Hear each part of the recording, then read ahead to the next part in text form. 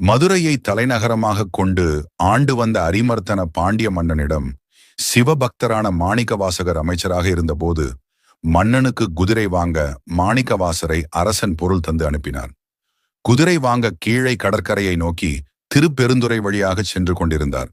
கீழே கடற்கரையில் அரேபியர்கள் ஏராளமான குதிரைகளை கப்பலில் கொண்டு வந்து விற்பனை செய்வது வழக்கம்.